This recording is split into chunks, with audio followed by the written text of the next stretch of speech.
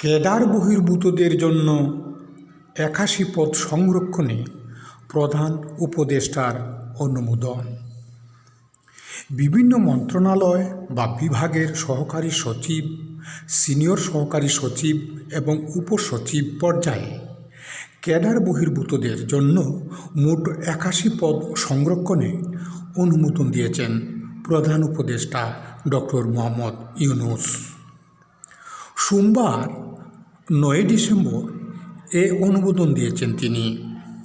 এর আগে গত ২৮শে নভেম্বর তার কাছে সারসংক্ষেপ পাঠিয়েছে জনপ্রশাসন মন্ত্রণালয়।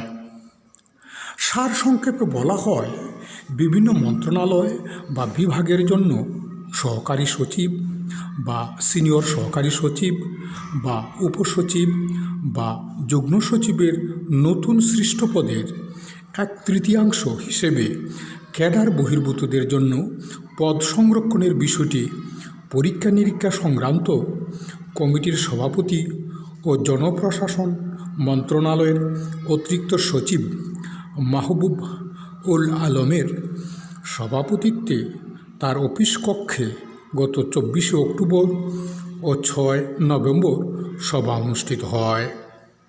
এ সভায় বহির্ভূতদের জন্য পদ সংরক্ষণের সুপারিশ করা হয়। কমিটির সুপারিশ অনুযায়ী বিভিন্ন মন্ত্রণালয় বা বিভাগের জন্য সহকারী সচিবের ক্যাডার বহির্ভূত ৬৪টি পদ, সিনিয়র সহকারী সচিবের ক্যাডার বহির্ভূত ১১টি পদ এবং উপসচিবের ক্যাডার বহির্ভূত ৬টি পদ অস্থায়ীভাবে সংরক্ষণ করা যেতে পারে।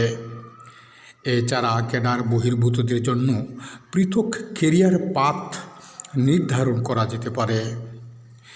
এ সুপারিশ প্রধান উপদেষ্টার বিবেচনা ও অনুমোদনের জন্য উপস্থাপন করা হলে তিনি আজ অনুমোদন দেন।